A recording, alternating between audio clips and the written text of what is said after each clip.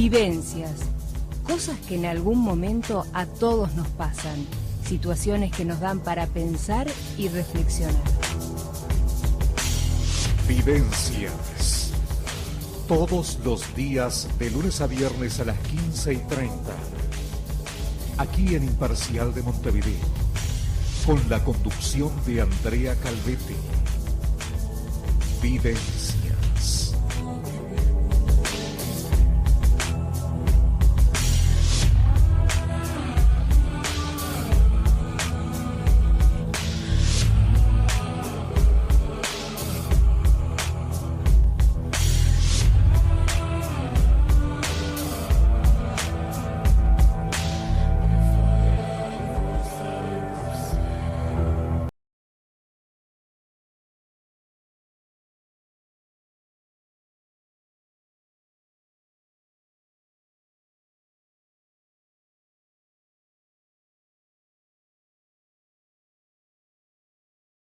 Bienvenidos a Vivencias.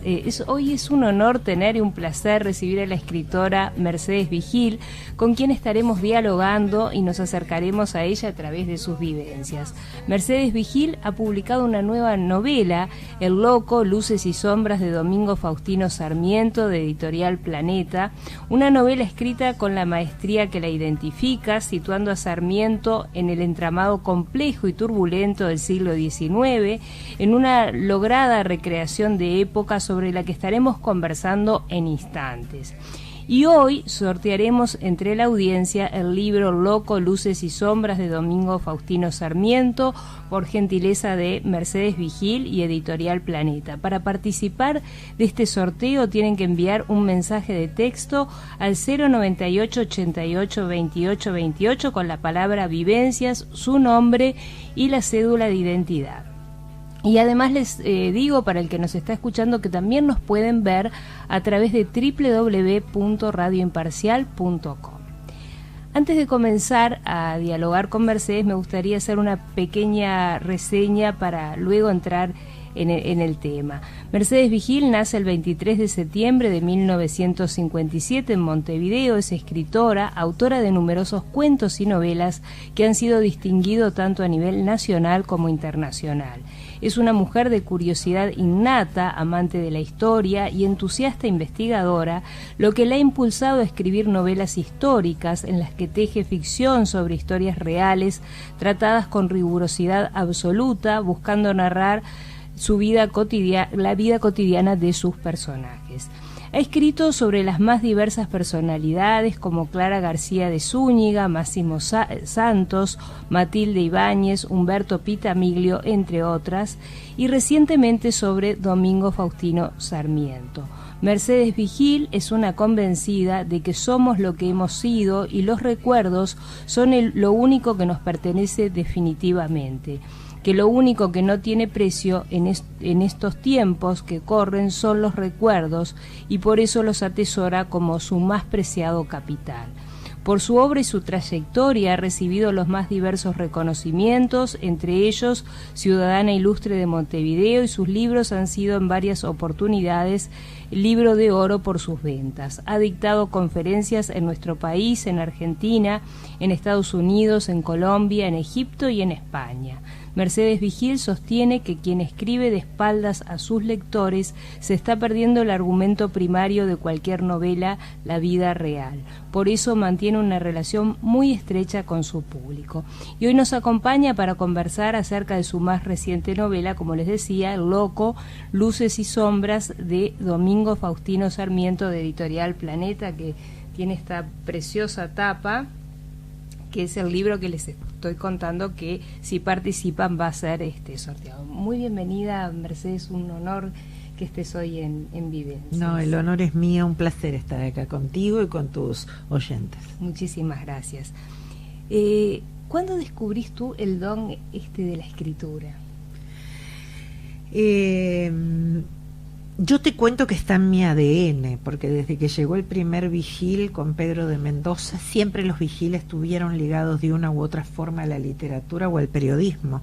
Fundaron La Alborada, Azul y Blanco, la revista literaria, Constancio Vigil, hermano de mi bisabuelo, fundó el imperio cuando cruzó la Argentina con Villiquen y bueno, y yo desde pequeña crecí entre libros, crecí leyendo mucho, creo que un escritor debe leer mucho, siendo muy curiosa por todo lo que tenía que ver con la literatura y a su vez con una gran imaginación. Yo siempre digo que un escritor nace, no se hace. Tú podrás, sí, y es debido que uno haga talleres, que uno estudie, que uno se pula permanentemente, pero si no te llegan las musas todas las noches o todas las mañanas a golpear tu puerta, no vas a ser escritor. ¿Crees en la inspiración? Total, no creo. Para mí es algo así.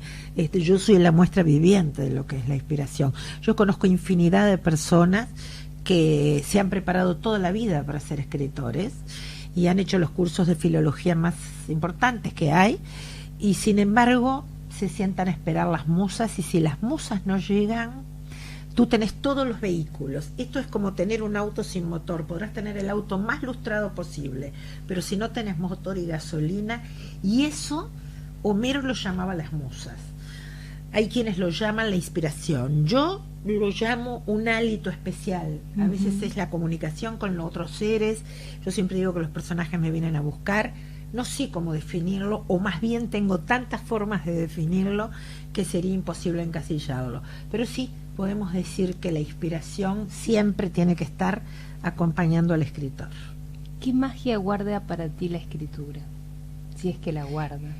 La magia es total y permanente. Siempre es un permanente misterio, un gran desafío, pero sobre todo yo siempre he conservado el sentido lúdico de la escritura.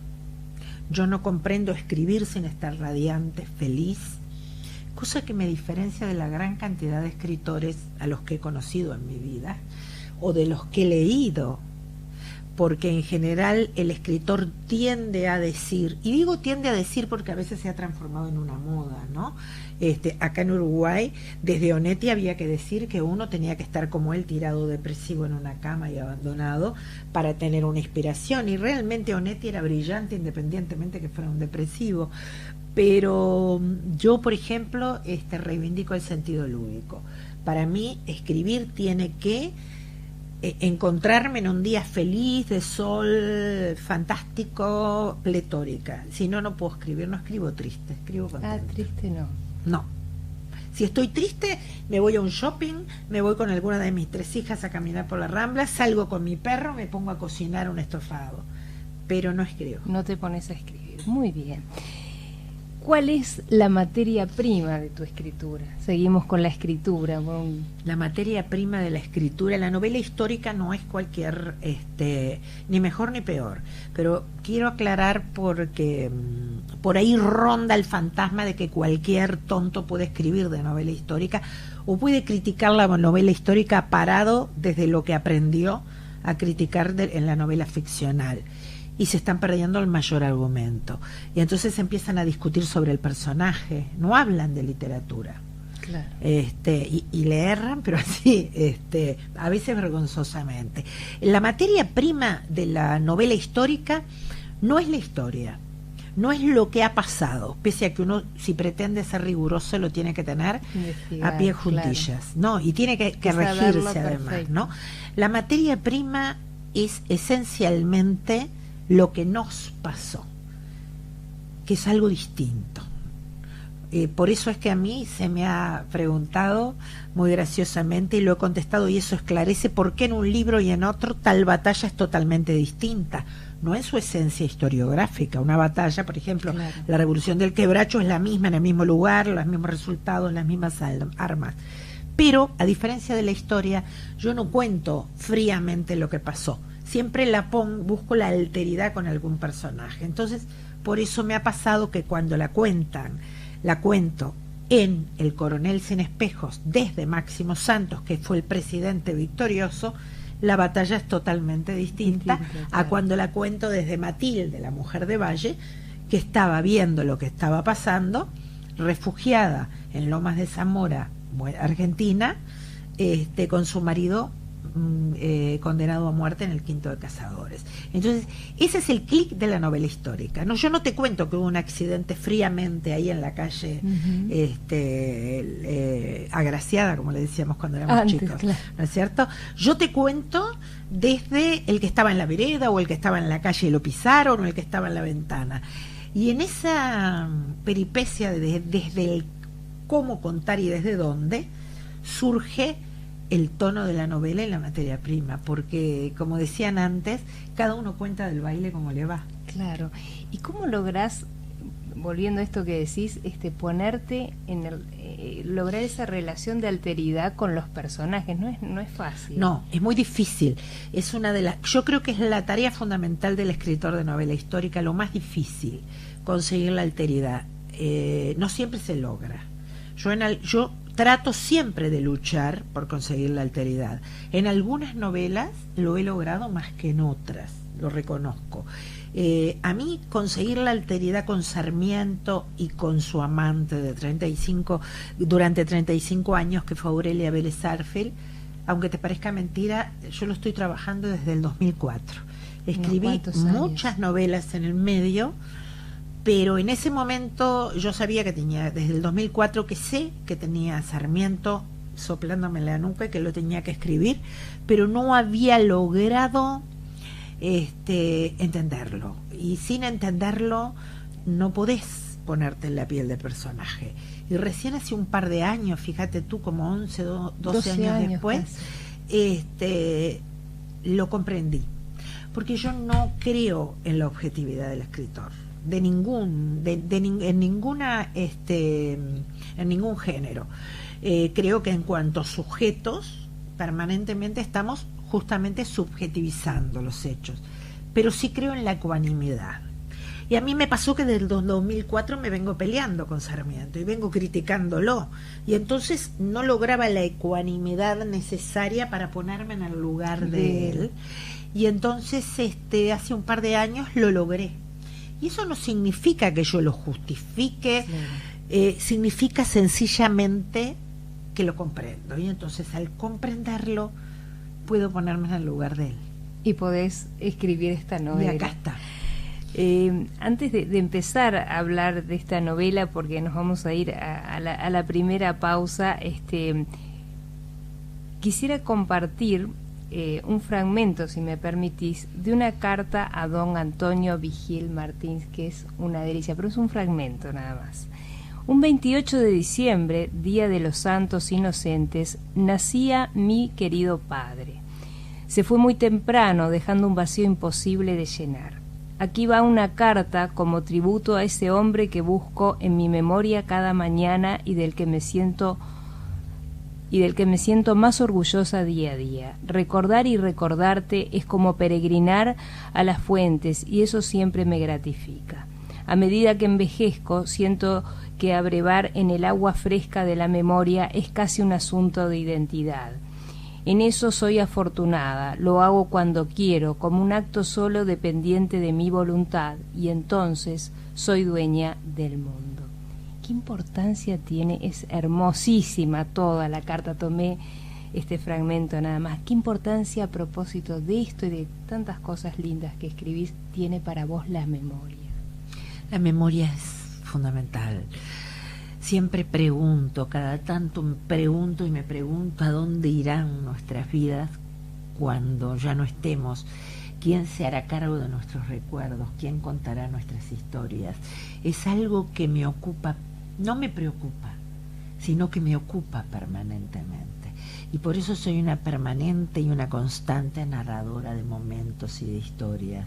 Suelo rescatar, a veces cuento, a veces repito, y mis 3 hijas me dicen, mamá, esto, ya lo sabemos. Yo suelo ser una gran narradora de recuerdos propios y de recuerdos ajenos.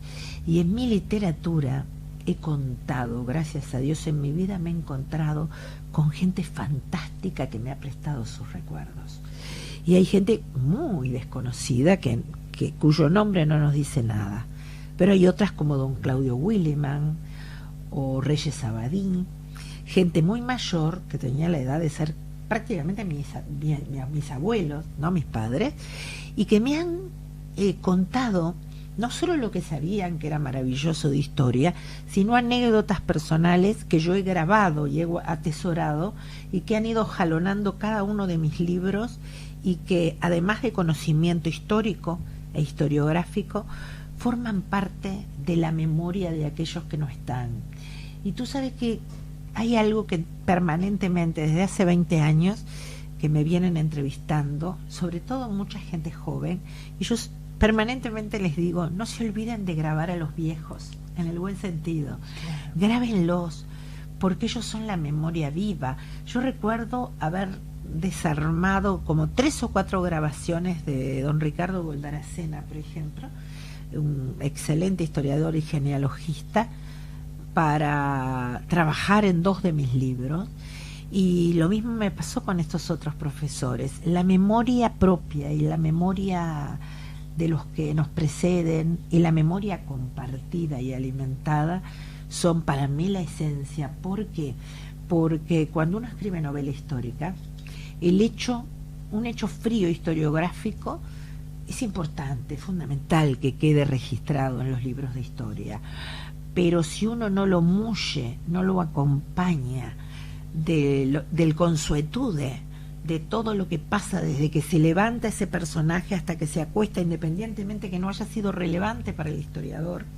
Por eso mi obsesión, no me acuerdo cuando investigaba sobre los Valles o sobre algún otro personaje, y bueno, ¿cómo se levantaba? ¿De buen humor, de mal humor? ¿Qué pasaba los domingos cuando se juntaba la familia? ¿Era amoroso o no con su pareja? Porque eso da el tono del personaje, y creo que es el secreto del éxito de gran parte de mi literatura, ¿no? Te invito a hacer, Mercedes, la primera pausa.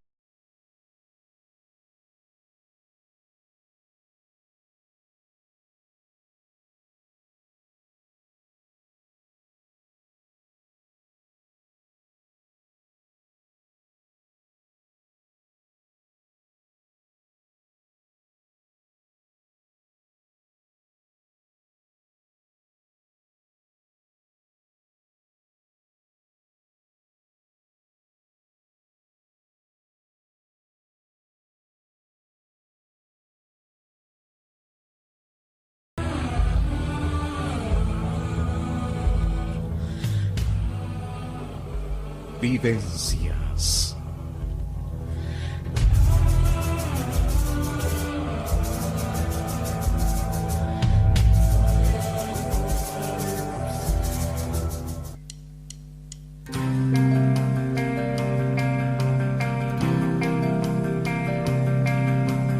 Ves que perdido que estoy si no estás conmigo después. ¿Cómo voy a llorar viviendo el olvido? No sé, pero algo cambió cuando tuve frío. Tal vez fue una gota de amor que pulió al destino y lloré. Luego reí, luego soñé.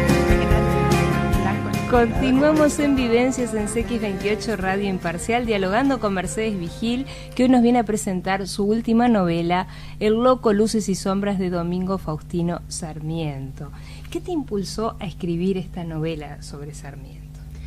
Bueno, desde el 2004, en el 2004 yo trabajé muy arduamente para una novela que es El coronel sin espejos, que se sigue reeditando permanentemente. Es la historia de Máximo Santos. Entonces, en la novela trabajaba como una filigrana cómo se incrustó el pensamiento cultural y educacional masónico en el Uruguay, al igual que en la región, porque somos nosotros somos una sociedad absolutamente de cuña masónica, ¿no?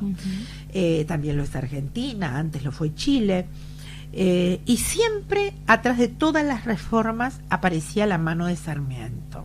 Y entonces era un personaje que cada tanto leía un libro, o de Félix Luna sobre Sarmiento, de Piglia sobre Sarmiento, siempre estaba leyendo sobre él, pero era un personaje con el que me costaba ser ecuánime, porque yo pertenezco a una generación que culturalmente creció con los 7 u 8 frases que encontrás colgada hoy en San Google, como digo yo, Sí. o en cualquier periódico o en cualquier biografía de segunda, ¿no? Sobre Sarmiento. Y entonces nunca encontraba la historia completa, siempre encontraba al hombre que detestaba a los negros, que menospreciaba a los indios, que insultaba a los paraguayos, que insultaba a los provincianos. Y bueno, y cuando vas creciendo, aparece, hay una cosa con la que hay que luchar, y yo siempre se lo pido a los lectores, que es contra el anacronismo histórico. El anacronismo histórico es el mayor impedimento para comprender la historia del otro en tanto y en cuanto el otro vivió en otro tiempo y otro espacio. Claro. Y el primero que cae víctima del anacronismo histórico, para mí, es el escritor y el historiador. El anacronismo histórico es pretender entender a Sarmiento con su mentalidad, cuando Sarmiento nació a 9 meses de la Revolución de Mayo. En 1811 nació Sarmiento. Y era unitario. Claro. No, pero también claro. entraba dentro de su... Claro, pero antes de entender si era unitario, si era federal, si era en Uruguay blanco, Colorado, Claro. si era de Montt en Chile, tenemos que ubicarnos en el tiempo y en el espacio. Sarmiento nació en un subcontinente que no tenía ningún código, no tenía leyes, no tenía códigos. Sí, en un momento crítico. Claro, en un momento muy particular, porque nosotros cuando pensamos en Sarmiento y en su grupo, que se llamaba el grupo del Café Literario, donde se reunían los intelectuales como Esteban Echeverría, luego Bartolomé Mitre, Sarmiento, nosotros tendemos a imaginar que es el mismo grupo, algo parecido al Ateneo de Montevideo. Yo la primera, por eso digo, el Claro. primero es el escritor.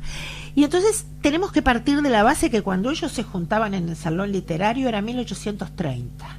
Cuando el Ateneo de Montevideo empezó a funcionar en Montevideo era 1870 y largo. Entonces no es poca cosa 50 años en un siglo, y Claro. menos en el siglo XIX.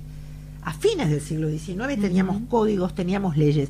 Cuando Sarmiento expresa las cosas desagradables y las brillantes que expresa, estaba en una Argentina que acababa de terminar la Revolución de Mayo, que no tenía leyes, regían acá las leyes marciales españolas, y el resto eran leyes o reglamentos de la Santa Inquisición. Entonces, no solo Sarmiento, sino todos los intelectuales de su época, estoy hablando primera mitad del siglo XIX, seguían con la tendencia social de la época. Por ejemplo, había unas bulas papales en las cuales se decía y regían que los negros no tenían alma, que las mujeres tampoco teníamos alma. Él las defendía, las mujeres. Claro. Ese fue otro caso, ahora te voy a contar, porque aún así cómo él pudo revertir en su pensamiento, y que los indígenas tenían media alma, que podían conservar siempre y cuando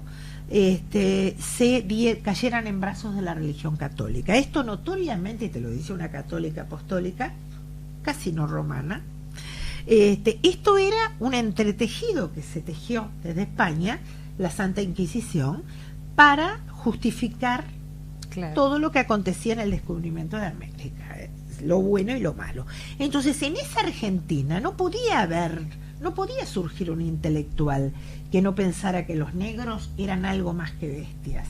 Es más, el pensamiento sarmentino sobre la mujer es de avanzada y va en contra de eso. Claro, Fíjate tú es que como él una contradicción. él Eso te fue iba a el decir. primero que se dio cuenta que, y lo decía y lo escribía, que a la mujer había que educarla porque era la que educaba el hogar, a Claro. sus hijos. Y además, volviendo al hombre y su época, no olvidemos que cuando Sarmiento llega y desembarca con su reforma, vamos a entendernos que Sarmiento conoció antes Montevideo y Santiago de Chile. Sí, estuvo 2 veces exiliado. Claro, pero conoció antes Santiago de Chile y Montevideo que Buenos Aires, Buenos porque Aires. Rosas no le permitía entrar. Claro. Y su primera reforma la hizo en Chile. En Chile. Entonces, en el momento en que Sarmiento empieza a decir algo que en aquel momento fue rupturista, regía la escuela lancasteriana, que la característica era que amontonaba un grupo de chicos y les enseñaba memorísticamente por repetición. Repetían 3-4 días lo mismo. Sarmiento dice hay que eliminar la escuela lancasteriana y el aprendizaje de memoria. Tenemos que enseñar a aprender, que no es ni más ni menos que el razonamiento que nosotros le exigimos hoy a nuestros chicos. Entonces, era un hombre decididamente inconveniente. Cuando él advierte, salimos de la Revolución de Mayo, no tenemos profesores, docentes preparados, hay que o enseñarles en el extranjero o traer profesores extranjeros, todo el mundo se le largó a la yugular, porque estábamos en una, sobre todo los porteños, recién se habían sacudido el colonialismo, y entonces lo veían a él como un vendepatria que lo que pretendía era traerles otro colonialismo, en este caso el norteamericano.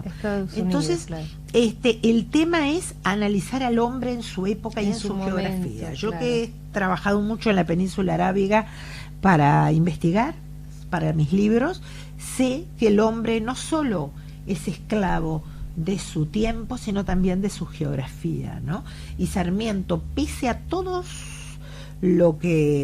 esto que admito y que cuento en el libro, fue sin lugar a dudas la mente más brillante que dio la América de habla hispana en cuanto a educación.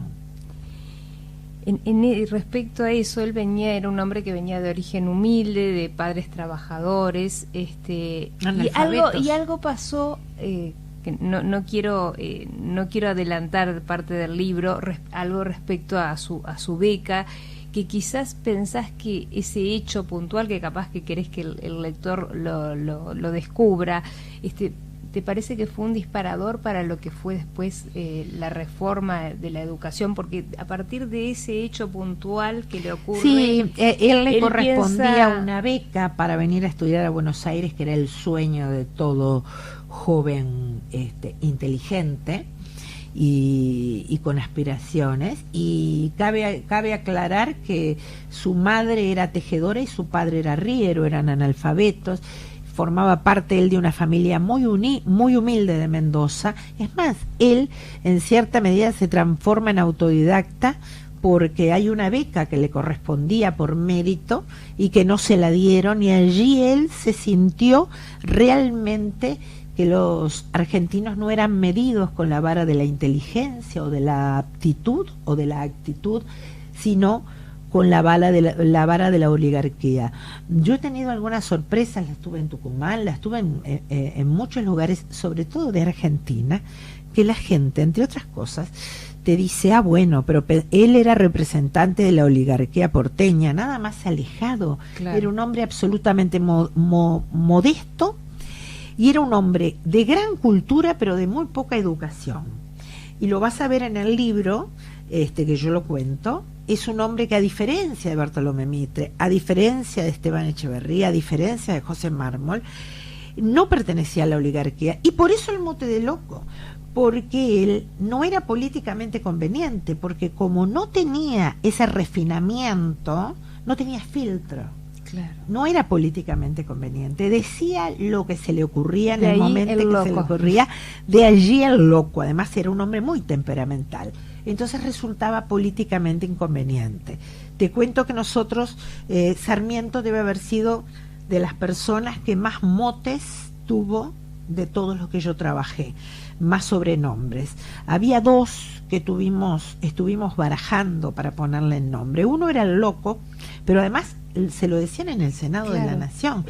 Hay una anécdota que él va a visitar a los locos del manicomio siendo presidente. Que la contás en el libro. Claro, y porque él lo cuenta en el Senado, lo feliz que había sido, porque encontró una cantidad de gente loca como que él. Lo entiende. Claro, lógico. Y el segundo mote, que no lo usamos como nombre, pero lo define, es Don Yo. Don Yo, porque era un hombre extremadamente egocéntrico, intolerantemente egocéntrico. Hay otra anécdota en el Senado de la Nación en la que él, después de ser presidente, ocupa la senaturía y se surgen permanentes rispideces porque él escuchaba muy mal lo que hablaba, y entonces un día el presidente de las cámaras interrumpe y le explica que su sordera está siendo un obstáculo para que él se entienda con los demás. Y él, muy convencido y suelto del cuerpo, dice que la verdad que el Senado de la Nación existe no para que él los escuche a los otros, sino para que los otros lo escuchen a él. Era un hombre de un egocentrismo. Creo que nunca hubiera podido llegar a nada si no hubiera sido por ese egocentrismo, a esa personalidad, ¿cierto? Que tenía una personalidad muy particular. Pero era un hombre, yo siempre digo, muy cultivado, pero poco educado. Aurelia Vélez Sarsfield te va a contar las sensaciones contrapuestas. Ella lo primero que recordaba, esto lo dice en una carta además, lo primero que recordaba era lo mal entrazado, lo arrugado que tenía el traje cuando lo conoció, y también va a recordar más de mayor lo mal que comía. Era un hombre que podía sacarse los dientes postizos en la mitad de una cena frente a quien estuviera, o escarbarse los dientes o la nariz, y entonces eso molestaba. Pero también te va a contar Aurelia que a los 10 minutos de estar con él era tan subyugante y tan inteligente que tú te olvidabas de lo más educado que era. Entonces tenía esa dualidad.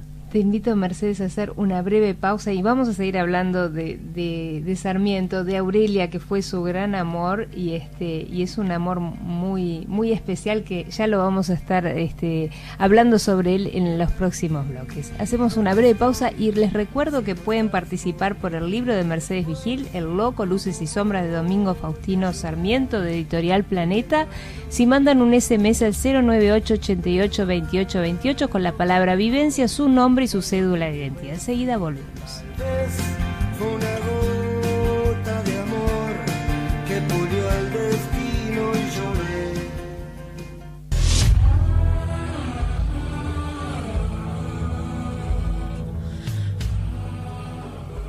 Vivencias.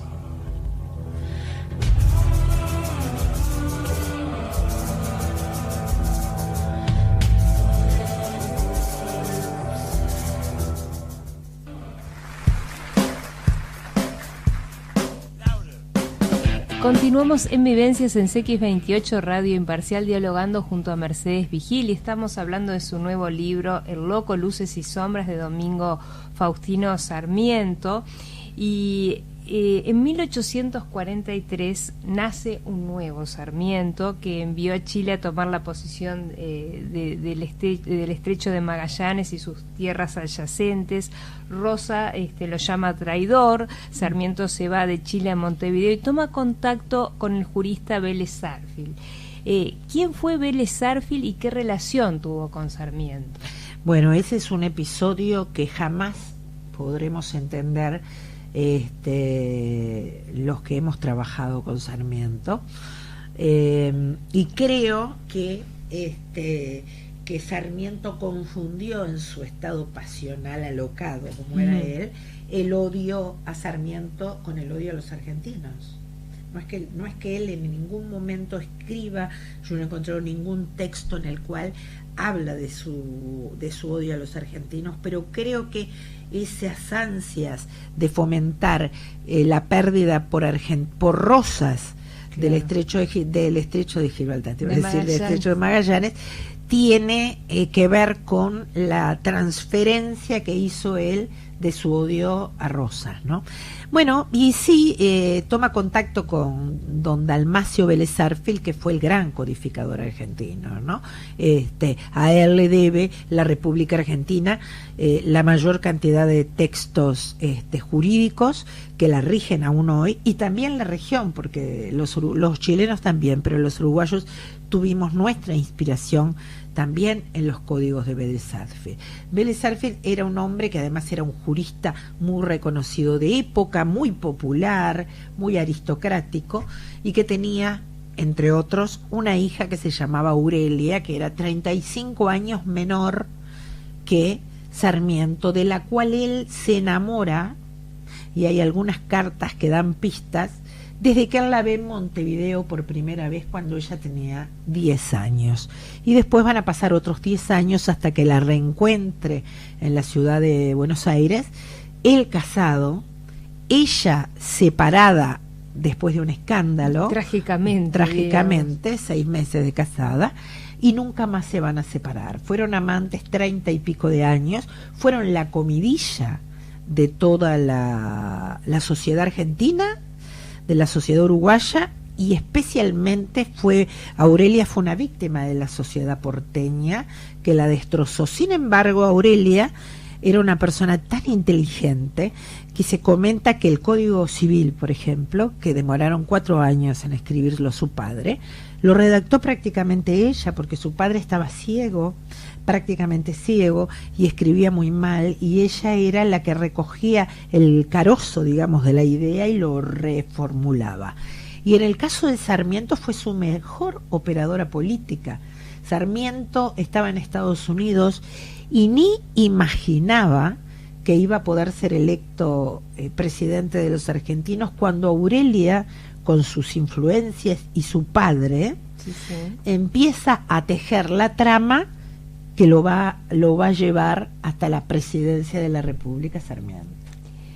Ese amor fue un amor muy intenso y vale la pena, escandaloso, y además una mujer que lo entendió como nadie, ¿no? Como nadie lo entendió y lo asesoró. Por eso digo yo que fue, y lo dicen los historiadores, ya lo decía Luna, Félix Luna, que no hubo mejor operadora política en el siglo XIX que Aurelia Vélez Sarsfield, y lo fue de Domingo Faustino Sarmiento. Además tenía hay que decir, una mujer de 19 años con un hombre de 44, vaya diferencia. Absolutamente, ¿no? Y además una mujer de una delicadeza y una pulcritud en sus modales digna de ser una Vélez Sarsfield.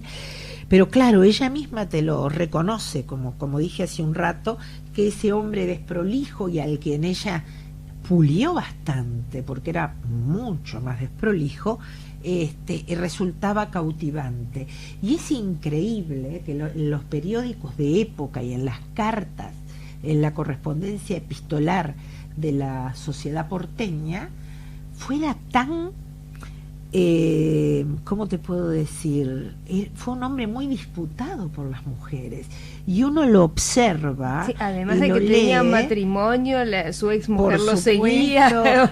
Era muy perseguido por las mujeres, y era un mamarrón, era espantoso si tú te pones a pensar, además de desasiado, algún encanto tendría. Pero sin embargo, y la misma Aurelia te lo dice en repetidas oportunidades, que él no hablaba, los hombres decían que él no hablaba, que pontificaba, y los varones lo decían como una crítica, y las mujeres como un halago, que las dejaba, claro, absolutamente arrobadas, ¿no? Y cuando estuvo en Estados Unidos conoce a José Pedro Varela y le confía a José Pedro Varela Sarmiento los planes de modernizar la educación. Varela lo admira, pero no comparte totalmente sus pensamientos, algo que un poco también creo que le pasa al lector al leer, o no voy a decir al lector porque me voy a poner yo en plan de lector, me pasó a mí como que vos decís, es un hombre admirable, pero hay cosas que no puedo, el tema, como hablabas al principio, de que estaba en contra de los indios, de los mestizos, claro, eso es imposible. Y más un hombre que era masón, que seguía los principios de libertad, de igualdad, de fraternidad, y que tenía esa visión educativa de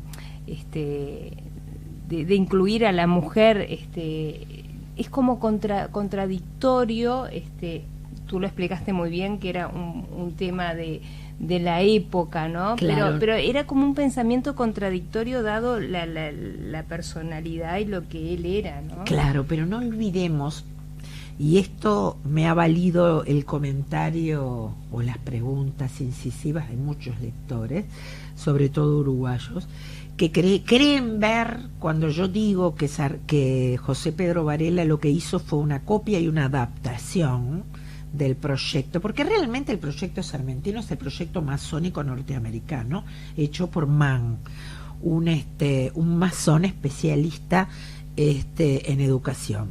Es un proceso masónico que se fue desgranando por toda América, especialmente en los Estados Unidos y en los 3 países de la punta de América, como es Argentina, Uruguay y Chile. Pero no olvidemos y volvamos a tirar la línea de tiempo.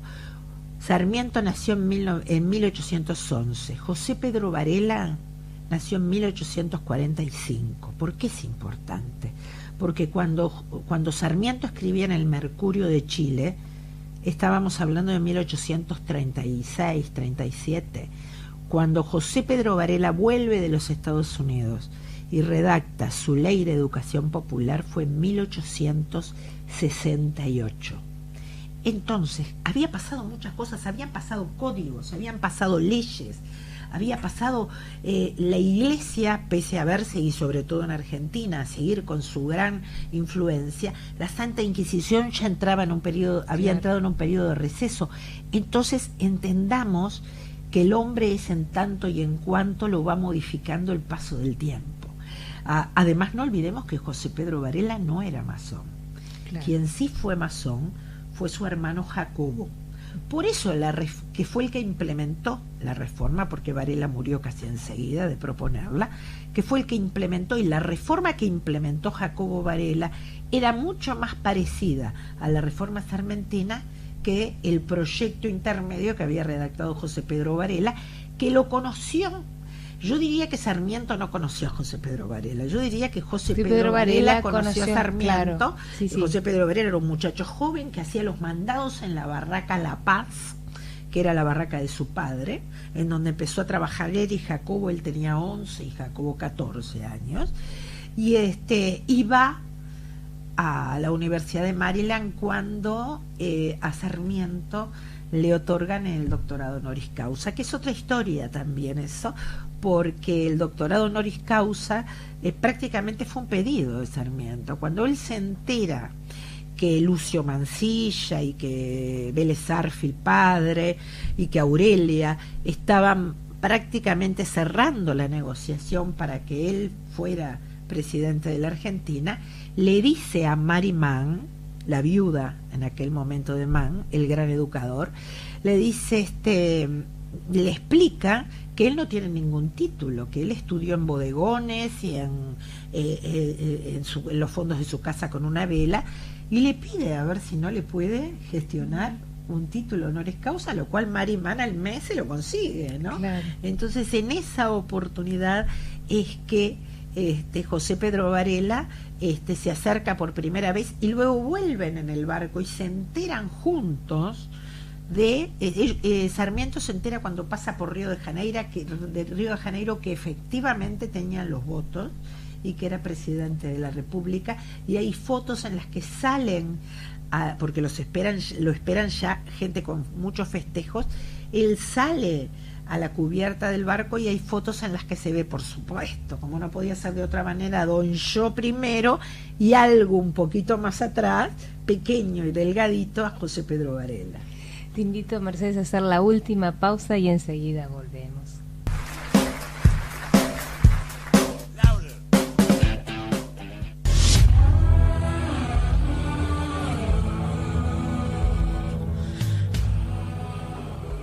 Vivencias.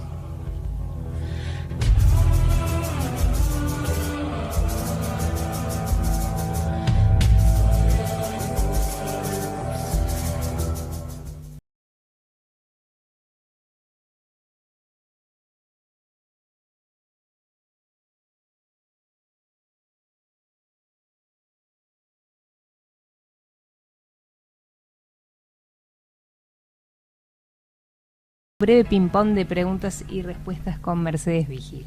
¿Cuál es el principal rasgo de tu carácter? La candidez. ¿Cuál es tu principal virtud?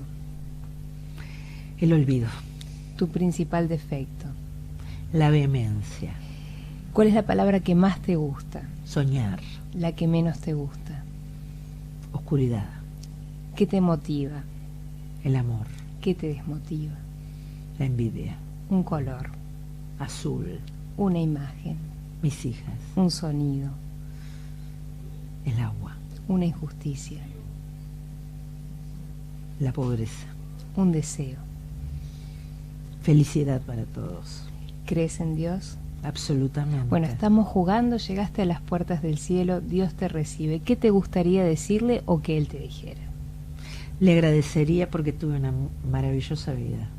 Ha sido un inmenso placer tenerte hoy en Vivencias y recordarle a la gente que siguen abiertas las líneas de comunicación para que se lleven este libro maravilloso tuyo a través del 098-88-28-28. Muchísimas gracias. Se me acabaron los minutos, pero me encantaría seguir dialogando contigo cuando quieras. Están las puertas abiertas para recibir. Ha sido un placer conversar contigo y siempre digo que hablar de mis libros es como soñar, o sea que estuvimos soñando juntos un rato, que es buena cosa. Muchísimas gracias, Mercedes, mucho éxito en todo lo que haces siempre tan bien. Le deseamos a Mercedes Vigil un éxito con este libro, El Loco, Luces y Sombras, de Domingo Faustino Sarmiento, de Editorial Planeta, que se los recomiendo, realmente léanlo porque descubrirán un Sarmiento realmente apasionante, una vida que también fue apasionante. Una vida apasionante y 100 años de la región, porque prácticamente se recorren 100 años de la región, que fueron definitivas para ser lo que somos, como tanto Uruguay como Argentina o Chile, para ser lo que somos hoy. Una novela también histórica que nos cultiva a todos los que tomamos contacto con ella. Muchísimas gracias. Gracias a ti. Muchísimas gracias a todos, a nuestro compañero Luis Castro en Controles. Nos encontramos mañana en otra edición de Vivencias. Muchísimas gracias y que tengan una excelente jornada.